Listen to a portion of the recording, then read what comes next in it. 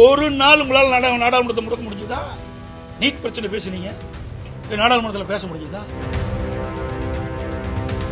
இங்க யார் இந்த தமிழகத்தை ஆளுகின்ற கட்சி? யார் ஆட்சி செய்ய? யார் குற்றச்சாட்டு சொல்ற? வேடிக்கை.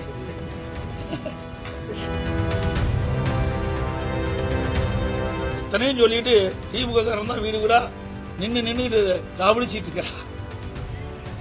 நாங்க தாங்க அத சொல்ல வேணும். ஓபிஎஸ் அவர்கள் அதிமுக ஒன்றிணை அப்படின்னு சொல்லியிருக்காரு. இது குறித்து தினகரனும் அண்ணாமலையும் பேசி வருவது நல்ல விஷயம் தான். விவசாயத்தை பற்றி அக்கி வேறு ஆணி வேற எனக்கு தெரியும். ஒரு டிஜிபி நியமனம் செய்ய வேண்டும் என்றால் ஏற்கனவே இருக்கின்ற டிஜிபி ஓய்வு பெறுவதற்கு 3 மாதத்திற்கு முன்பாக மாநிலத்தில் இருக்கின்ற டிஜிபியினுடைய பட்டியலை தயாரிக்கப்பட்டு மத்திய பணியாளர் தேர்வு ஆணையத்துக்கு அனுப்பப்பட வேண்டும். இது நடைமுறை. பிறகு மத்திய தேர்வு ஆணையம் அதை ஆய்வு செய்து 3 பேர் கொண்ட பட்டியலை மாநில அரசுக்கு அனுப்பி அதில் ஒருவரை மாநில அரசு டிஜிபியாக நிரந்தர டிஜிபியாக நியமிக்கும். அதைத்தான் குறிப்பிட்டேன். இதே வழிமுறைகளைத்தான் திராவிட முன்னேற்ற கழக ஆட்சியிலும் அதிமுக ஆட்சியிலும் கடைபிடித்தது. ஜே.கே. திரிபாதி அவர்கள் அவரும் மத்திய தேர்வு ஆணையத்திற்கு அப்பொழுது அனைத்து இந்திய அண்ணா திராவிட முன்னேற்ற கழக அரசு தகுதியான டிஜிபி பட்டியலில் அனுப்பப்பட்டு அதில் 3 பேர் கொண்ட பட்டியலை அவர்கள் ஆய்வு செய்து அந்த பட்டியலை மாநில அரசுக்கு அனுப்பப்பட்டு அதில் ஒருவர் தேர்ந்தெடுக்கப்பட்டார். அவர்தான் மூத்த டிஜிபியாக இருந்தவர் திரு ஜே.கே. திரிபாதி அவர்கள் 2019. அதற்கு பிறகு அவர் ஓய்வு பெறுகின்ற பிறகு இதே நடைமுறையைத்தான் திராவிட முன்னேற்ற கழக அரசு கடைபிடித்தது. திரு ஜெயலலிதா பாபு அவர்கள் டிஜிபியாக நியமிக்கப்பட்டதும் இதே முறைதான். அதுக்கு அடுத்ததாக திராவிட முன்னேற்ற கழக ஆட்சியில் திரு சங்கர் ஜுவால் அவர்கள் டிஜிபியாக நியமிக்கப்பட்டதும் இந்த வழிமுறையை பின்பற்றி தான் நியமித்தார்கள். ஏன் இப்பொழுது இந்த அரசுக்கு தடுமாற்றம்?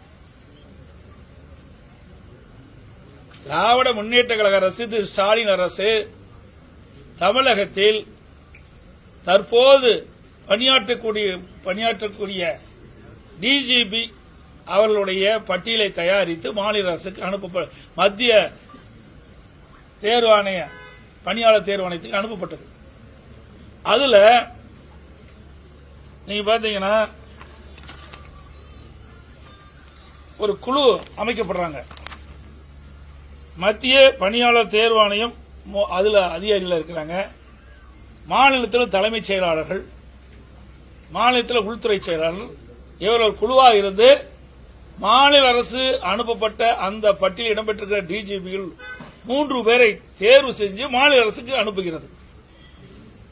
இது நடைமுறை. அதில் ஒருவரை தேர்ந்தெடுக்க வேண்டும். இதுதான் நடைமுறை. அதோட பொறுப்பு டிஜிபி ஒரு நியமிச்சாங்க. பொறுப்பு டிஜிபி ஒருத்தர் நியமிச்ச உடனே ஒரு உயர்நீதிமன்றத்துக்கு போறார்.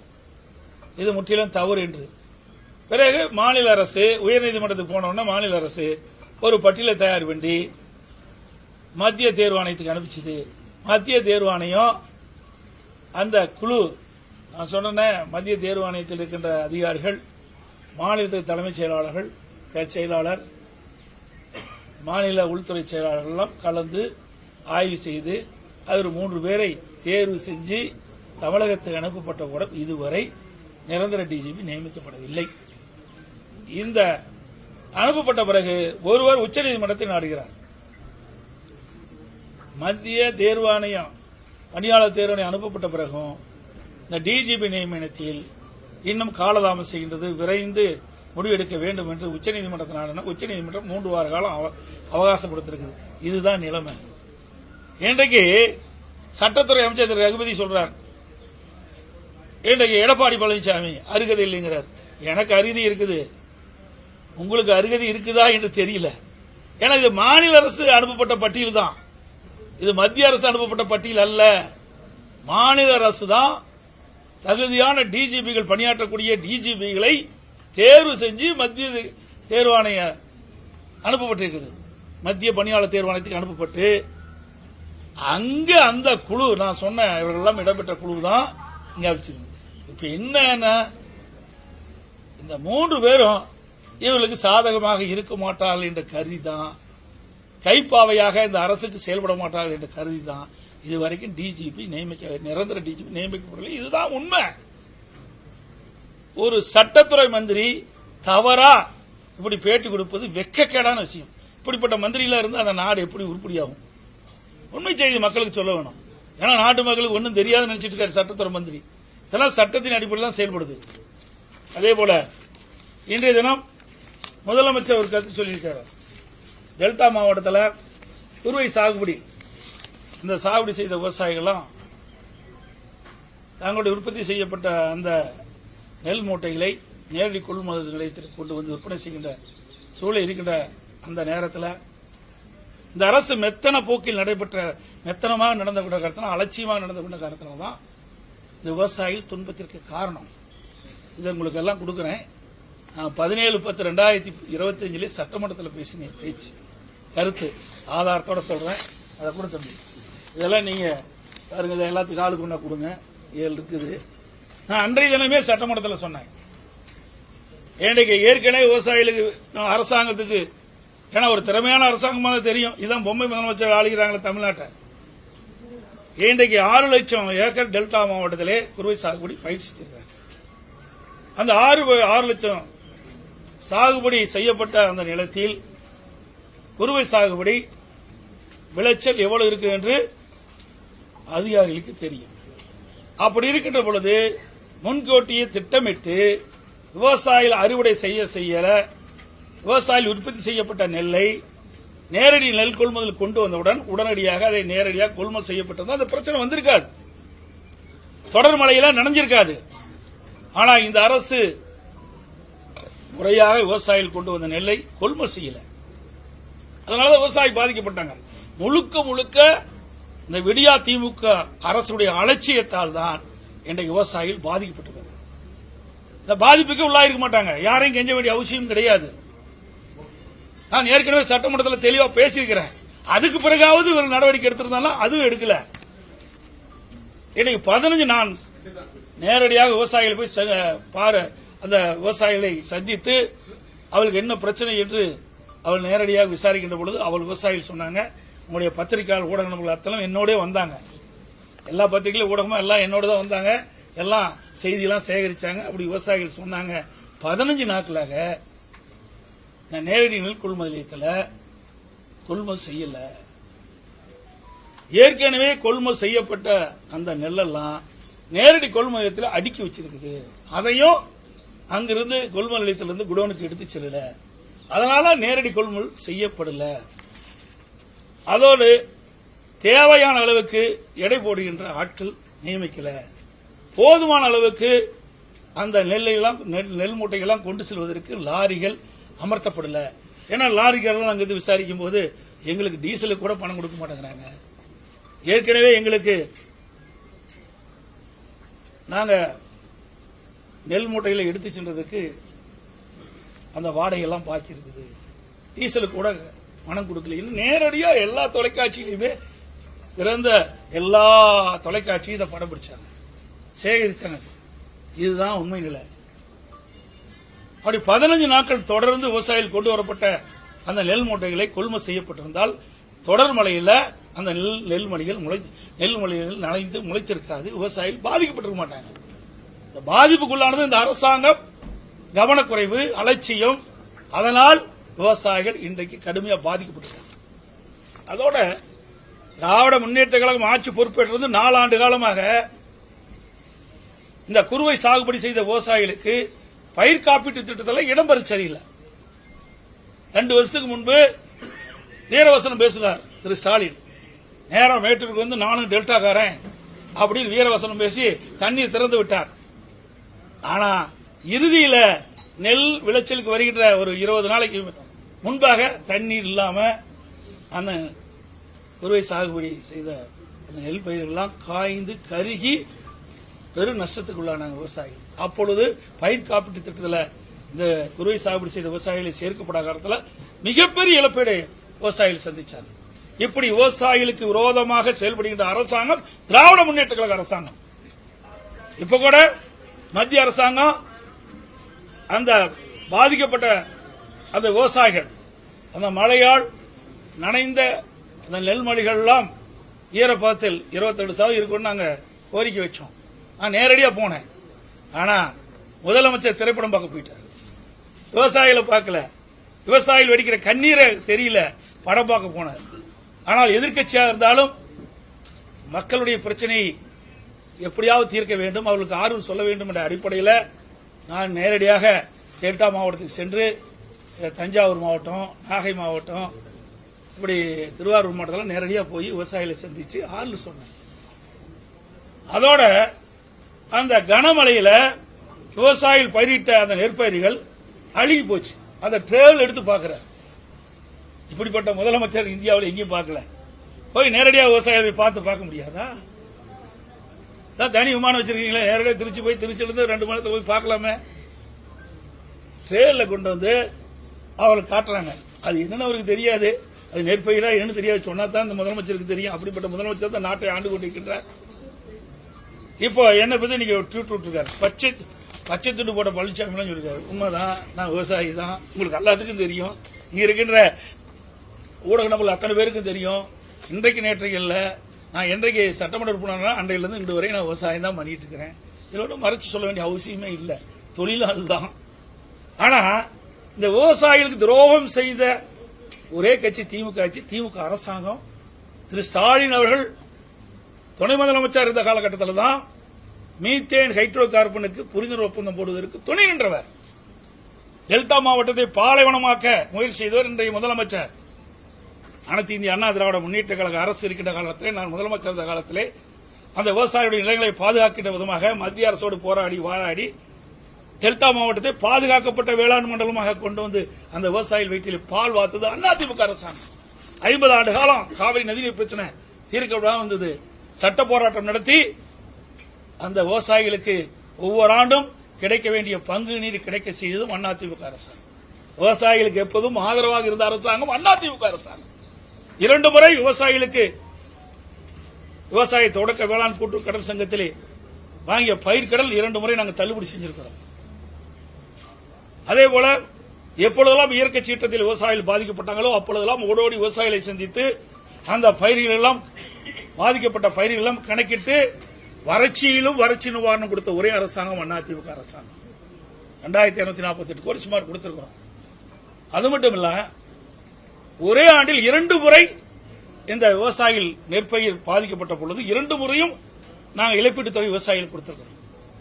இது அதிமுக ஆட்சியுடைய சாதனை. அது பொறுத்துக் கொள்ள முடியல. இன்றைக்கு விவசாயிகள் இந்த அரசு மீது கொந்தளிப்பாக இருக்கின்றார்கள். அதனால இன்றைக்கு ஸ்டாலின் ட்விட்டர்ல என்ன பற்றி போட்டிருக்காரு. இன்றைக்கு மத்திய அரசு இந்த ஈரப்பதம் 22 எடுக்க மாட்டேன்னு சொல்றாங்களே, இது என்ன மத்திய அரசு தெரிவிக்கப்பட்டது என்ற விவரம் இதுவரைக்கும் தெரிவிக்கல. இதுவரைக்கும் தெரிஞ்சதான் நாங்க அதுக்குண்டான பதில் சொல்ல முடியும். என்ன காரணத்துக்கு நிராகரித்தார்கள் அதை சொல்ல வேணும்ல. அப்பதான் விவசாயி தெரிஞ்சவங்க எதிர்க்கட்சி தெரிஞ்சுக்க முடியும். அரசாங்கத்துக்கு அது தெரியும். இன்னொன்று, துணை முதலமைச்சர் வேக வேகமா தஞ்சாவூர் போனார். டெல்டா மாவட்டத்தை சுற்றி பார்க்கிறார். பரவாயில்ல, இன்றைக்கு விவசாயிகளுக்கு ஏதாவது ஒரு நிவாரணம் கிடைக்கும் அப்படின்னு நாங்கள் நினைச்சிருந்தோம். அங்க போய் விவசாயிகள்லாம் பார்க்கல. ரயில் நிலையத்துக்கு போனாரு. அங்க விவசாயிகள் உற்பத்தி செய்யப்பட்ட நெல் மூட்டைகள்லாம் ரயிலில் அடுக்கி வச்சிருந்தாங்க. அதை கொடியை தூக்கிச்சு. ஏற்கனவே விவசாயிகளுடைய நிலெல்லாம் அங்கதான் போய் ஏற்றி போயிட்டு இருக்குது. அதுக்கு அங்க போக வேண்டிய அவசியமே இல்லையே. துணை முதலமைச்சர் டெல்டா மாவட்டத்துக்கு போங்க. விவசாயி பாதிக்கப்பட்டாங்க. விவசாயிகளுக்கு போய் நேரடியாக பாதித்து என்னென்ன விதத்தில் பாய்ச்சிருக்கீங்க, என்னென்ன விதத்தில் உங்களுக்கு உதவி செய்யணும் ஒரு ஆறு சொல்லியிருந்தா பரவாயில்ல. அப்படி விவசாயிகளுக்கு விரோதமாக செல்லுடைய அரசாங்கம் அதிமுக அரசாங்கம் என்பதை நேரத்தில் தெரிவிக்கிறேன். எங்களை பொறுத்த வரைக்கும் விவசாயிகளுக்கு எப்பொழுதும் நன்மை செய்கிற அரசாக தான் இருந்தது. விவசாயிகள் எப்பொழுதெல்லாம் பாதிக்கப்படுகிறார்களோ அப்பொழுதெல்லாம் அந்த பாதிப்பிலிருந்து மீட்டெடுப்பதற்குண்டான நடவடிக்கை எடுத்த அரசாங்கம் அதிமுக அரசாங்கம். சார், இந்த மத்திய வேளாண் சட்டங்களை ஆதரித்து தான் இந்த விவசாயிகளுக்கு எதிரான நிலையை உருவாக்கி தமிழகத்தின் உரிமைகளையும் சுயமரியாதையும் பாதிக்க செய்து விட்டார்கள் அப்படின்னு முதலமைச்சருக்கு வேளாண் சட்டம் என்னன்னு தெரியுமா? சொல்லுங்க பார்க்கலாம். 3 வேளாண்மை சட்டம் என்னன்னு சொல்லுங்க.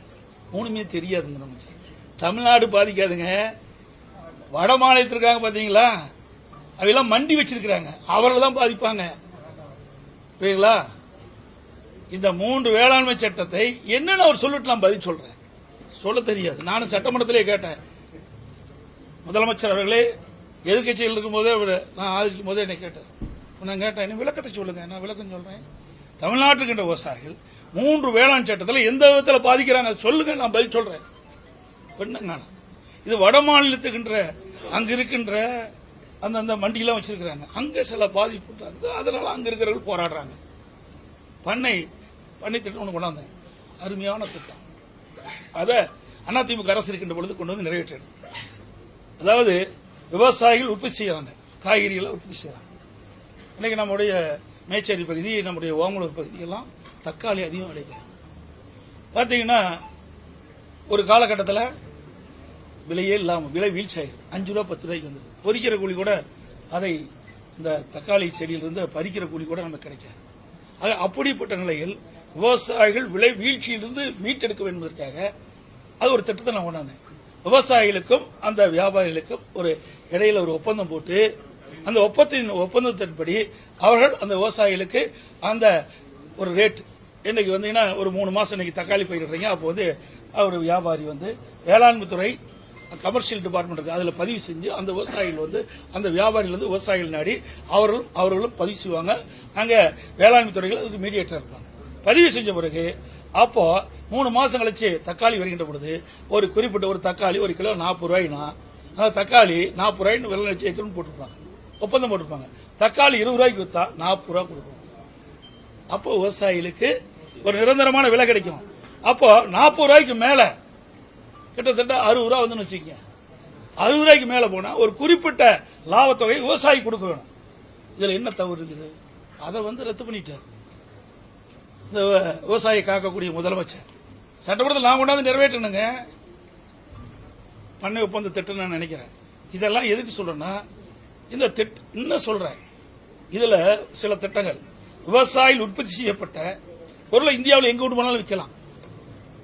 அது ஒண்ணு, அந்த 3ல. இன்னொன்னு, விவசாயிகள் உற்பத்தி செய்யப்பட்ட பொருளை நமக்கெல்லாம் வந்து மார்க்கெட்டிங் கமிட்டி இருக்குது. அந்த மார்க்கெட்டிங் கமிட்டியில கொண்டாந்து விற்பனை செஞ்சா தான் செஸ் 1% வசூல் பண்ணுவோம். இப்ப என்ன இருக்குன்னா, நம்ம தமிழ்நாட்டில் வெளியில இன்னைக்கு சேலத்தில் இருக்குது மார்க்கெட் கமிட்டிக்கு இருக்குது, ஆத்தூர்ல இருக்குது. இன்னைக்கு இந்த ஒரு ஏரியா பிரிச்சிருக்காங்க சேலத்தில்.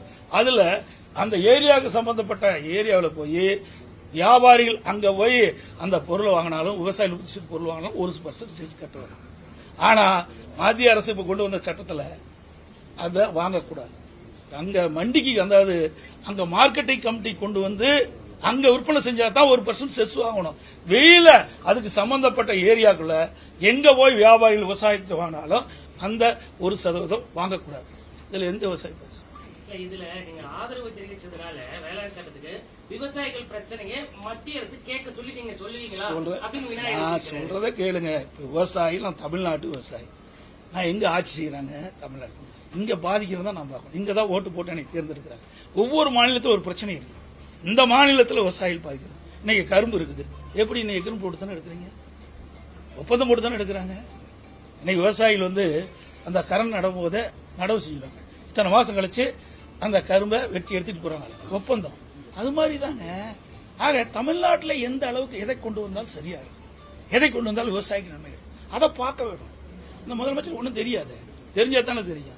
ஏன்னா தலைவாசல்ல நமக்கு நாம திட்டம் கொண்டு வந்தாங்க. கரும்பு தோட்டத்தில் எல்லாம் பார்த்தீங்க, நீங்க வெளியிட மாட்டீங்க, இதை கட் பண்ணிருக்கீங்கன்னு நினைக்கிறேன். காங்கிரட் ரோடு போட்டு அந்த ரோட்ல போய் பார்த்த முதலமைச்சர் தானே அந்த முதலமைச்சர். சொல்ல போகல, விவசாயத்தை பற்றி அக்கி வேறு ஆணி வேற எனக்கு தெரியுங்க. நான் கிட்டத்தட்ட 50 ஆண்டு காலம் விவசாய பணியில் ஈடுபட்டுக்கிறேன். சொல்லுங்களா, எல்லாமே அணு நீதியாவே எனக்கு தெரியும். அதனால விவசாயிகளை எப்பொழுதுமே அதிமுக ஆட்சியில் பாதிக்கப்பட்டதே கிடையாது. புரிஞ்சுக்கங்க. அது அம்மா காலத்திலும் சரி அதிமுக ஆட்சியில்காரது. இதுக்கு பின்னாடி நாங்க நல்லா பாருங்க எந்தெந்த இடத்துல பாய்ச்சி சொல்லு நாங்க விளக்கம் கொடுக்கறோம். இப்ப கூட 22% ஏற்படுங்க. நீங்க கேட்டு வாங்கணுங்க. எதிர்கட்சி தான் போய் போராடிக்கிட்டு இருக்குது. இப்ப கூட அத கூட நிராகரிக்கப்பட்ட காரணத்தை கூட இன்னது வரைக்கும் சொல்லவே மாட்டேங்கிறாங்க. என்ன காரணத்துக்கு நிராகரிக்கப்பட்டதுன்னு வெளியில் வரணும்ல. இதுக்கு முழுக்க முழுக்க காரணம் இந்த அரசாங்கம் தான். உரிய முறையில் விவசாயிகள் உற்பத்தி செய்யப்பட்ட நிலை உடனுக்குடன் கொள்முதல் செய்யப்பட்டிருந்தா இந்த பிரச்சனையை வந்திருக்காது. நீங்க வலியுறுத்துவீங்களா சார்? 17 இருந்து 22 உயர்த்தணும் நீங்க உங்க சார். ஆனா அன்னைக்கு அங்கேயே சொல்லிட்டு தான் வந்தேன். நாங்க எப்பொழுதுமே அது யார் ஆட்சியில் இருந்தாலும் இல்லாவிட்டாலும் அதிமுக கொண்டு நல்லா புரிஞ்சுக்கங்க. இவங்க மாதிரி ஜால்ரா போட கட்சி அதிமுக கட்சியில் அதிமுக அரசாங்கம் இல்ல. இதே காவிரி நதிநீர் பிரச்சனை வந்ததுங்க. நான் அடிக்கடி தொலைக்காட்சியில் சொல்லியிருக்கிறேன், பத்திரிகையாளர் சொல்லியிருக்கிறேன். உச்சநீதிமன்றம் ஒரு தீர்ப்பை கொடுத்துட்டது. அந்த தீர்ப்பை நடைமுறைப்படுத்த காலதாமம் செய்யப்பட்டது. அப்ப நாங்க பாரதிய ஜனதாவோட அதிமுக கூட்டணி இருந்தது. 22 நாட்கள் நாடாளுமன்றம் ஒத்திவைக்கப்பட்டது. நல்லா புரிஞ்சு நீண்டகால பிரச்சனை. அது அந்த உச்சநீதிமன்றத்தின் மூலமாக நமக்கு ஒரு தீர்வு காண்கின்ற ஒரு சூழ்நிலை ஏற்படுகின்ற பொழுது அதை முறைப்படுத்த காலதாமம் செய்த காரணத்தில் 22 நாட்கள் நாடாளுமன்றத்தை முடக்கணுங்க. ஒரு நாள் உங்களால் நாடாளுமன்றத்தை முடக்க முடிஞ்சுதா? நீட் பிரச்சனை பேசுனீங்க, நாடாளுமன்றத்தில் பேச முடிஞ்சுதா? பேசுனா நீங்க செய்த ஊழல்லாம் வெளியில் வந்துடும். பயம், அச்சம். நாடாளுமன்ற உறுப்பினர் இருக்கீங்களா? எப்பொழுது பார்த்தாலும் நாடாளுமன்றத்தில் 101% வெற்றி பெற்ற வேண்டும் மாறுதிட்டுனா பத்தாது. ஓட்டு போட்ட மக்களுக்கு நன்மை செய்யணும். 39 நாடாளுமன்றம் இருந்து என்ன பிரயோஜனம்? அந்த 39 நாடாளுமன்ற மக்கள் பாதிக்கப்படுகின்ற பொழுது, விவசாயிகள் பாதிக்கப்படுகின்ற பொழுது, அந்த விவசாயிகள் பாதிப்பிலிருந்து மீட்டெடுப்பதற்கு மத்திய அரசு போராடி வாதாடி பெறுவதற்கு தான் நீங்க உங்களை எலெக்ட் பண்ணிருக்கிறாங்க. ஆனா அதை மறந்து இன்னைக்கு பேசிட்டு இருக்கிறீங்க. நீங்க செய்ய வேண்டியதை நாங்க செய்ய வேண்டிய சூழ்நிலைக்கு தள்ளப்பட்டிருக்கிறோம். நாங்க அதுக்குள்ள கவலைப்படல. ஏன்னா மக்களுக்காக இருக்கின்ற கட்சி அதிமுக கட்சி. அதிமுக அரசு செயல்படுத்த என்பதை இந்த நேரத்தில் தெரிஞ்சுக்கிறேன். அரசியல் இன்னைக்கு கூட ஓபிஎஸ் அவர்கள் அதிமுக ஒன்றிணை அப்படின்னு சொல்லியிருக்காரு. இது குறித்து தினகரனும் அண்ணாமலையும் பேசி வருவது நல்ல விஷயம் தான் சொல்றாங்க. நான் ஏற்கனவே சொல்லிட்டேன். அரைச்சப்பாவையே அரைக்கிறீங்க. இதெல்லாம் காலம் கடந்து முடிந்து விட்டது. எஸ்ஐஆர்ல வெளி மாநில வாக்காளர்களை இதுல பதிவு பண்ணி ஒரு முறைகேடு நடத்த போறதா குற்றச்சாட்டு வச்சிருந்தாங்க. இன்னைக்கு தலைமை தேர்தல் அதிகாரி 869 பேர் தான் வெளிமாநில வாக்காளர்கள் பதிவு செய்திருக்காங்க. குறிப்பா 50% முடிஞ்சிருச்சுன்னு இப்ப ஒரு விளக்க சொல்லியிருக்காங்க. சரி, இங்க யாரு இந்த தமிழகத்தை ஆளுகின்ற கட்சி யார் ஆட்சி செய்யறாங்க? குற்றச்சாட்டு யார் குற்றச்சாட்டு சொல்றாங்க? என்ன வேடிக்கை இருக்கு. நாங்க சொல்ல பரவாயில்ல. எஸ்ஐஆர் பணி நடக்கக்கூடாது. எஸ்ஐஆர் பணி நடைபெற்றால் இறந்தவர் வாக்குகள் வாக்காளர் பட்டியலிருந்து எடுக்கப்பட்டு விடுவார்கள். வீடு மாறி வேற இடத்துக்கு போனவங்க குடிபெயர்ந்தவங்க அதை நீக்கிடுவாங்க. நீங்க ஒவ்வொரு தொகுதியிலும் பாத்தீங்கன்னா 20,000 40,000 வாக்குகள் நீக்கப்பட வேண்டிய வாக்காளர் பட்டியல் நீக்கப்பட வேண்டிய சூழல் இருக்குது. இதையெல்லாம் இருந்தா தான் இந்த வாக்காளர்களை பயன்படுத்தி இறந்தவர்களெல்லாம் தேர்தல் நேரத்தில் உயிர் பெற்று ஓட்டு போடக்கூடிய சூழ்நிலை இருக்கோ. அது திமுக கை வந்த கலை. அதனாலதான் துடிக்கிறாங்க. எஸ்ஐஆர் வரக்கூடாது, எஸ்ஐஆர் வரக்கூடாதுங்கிறாங்க. எஸ்ஐஆர்ல என்ன பிரச்சனை இருக்குது? நீங்க தான் ஆளுங்கட்சி. நீங்க போட்ட மாவட்ட ஆட்சித்தலைவர் தான் ஆட்சி பண்ணிட்டு இருக்காங்க. அவர்கள் தான் இந்த பொறுப்பெடுத்து செயல்படுத்தி கொண்டிருக்கிறாங்க. இங்க இருக்கின்ற அரசு அலுவலர்கள் தான் இன்னைக்கு பிஎல்ஓ நியமிக்கப்பட்டிருக்குது. இத்தனையும் சொல்லிட்டு திமுக காரன் தான் வீடு வீடா நின்னுட்டு கவனிச்சிட்டு இருக்கிறா. நாங்க தாங்க அத சொல்ல வேணும். இந்த திமுக அரசாங்கம் வேணுமென்றே திட்டமிட்டு இன்றைக்கு இந்த அதிகாரிகளை பயன்படுத்தி பிஎல்ஓ பயன்படுத்தி கட்டுக்கட்டா அந்த படிவத்தை கொடுத்துட்டு இருக்காங்க. நாங்க டெல்லியில புகார் செஞ்சு நாளை மேல வர இருக்கிறான்னு நினைக்கிறேன், கருதுறேன். அவர்கள் இதெல்லாம் பார்க்கணும்னு சொல்லியிருக்கிறாங்க, வருவாங்கன்னு நினைக்கிறேன். அது மட்டும் இல்ல, இன்றைக்கு அபார்ட்மெண்ட் வீடு இருக்குது. அந்த அபார்ட்மெண்ட் வீடுல இவர்களே அந்த பிஎல்ஓட்ட வாங்கி இவர்களே கையெழுத்து போட்டு கொடுத்தாங்க. இப்படி முறைகேடு நடந்துகிட்டு இருக்குது. இதையெல்லாம் களைய வேண்டும். நேர்மையான முறையில் உண்மையான வாக்காளர் பட்டியல் இடம்பெற வேண்டும். உண்மையான வாக்காளர் தேர்தல் நேரத்தில் வாக்களிக்க வேண்டும் என்பது எங்களுடைய நிலைப்பாடு. அமைச்சர் நாசர் ஒரு குற்றச்சாட்டு வச்சிருக்காரு. ஒரு நிகழ்ச்சியில பேசும்பொழுது அதிமுக துரோகத்தின் உச்சகட்டம் அப்படின்னு ஒரு பதிவு சொல்லியிருக்காரு. என்ன பண்றது? கல்லெடுத்து அடிக்கிற மந்திரிகளாம் மந்திரியா வச்சுட்டு அப்படித்தான் பேசுறோம். கல் எடுத்துக்கிற மந்திரிகளா மக்கள் மீது கல்லெடுத்து எரிகிற மந்திரி எப்படிப்பட்ட மந்திரி? அவர் பேச்செல்லாம் ஏங்க கேட்பானு. அப்படிப்பட்ட மந்திரி தான் தமிழ்நாட்டில் மந்திரியா இருந்து நாட்டையே குட்டிச்சோராக்கிட்டு இருக்காங்க. அனைத்து ஊடகங்களுக்கு பத்திரிகைகளுக்கு நன்றி, வணக்கம்.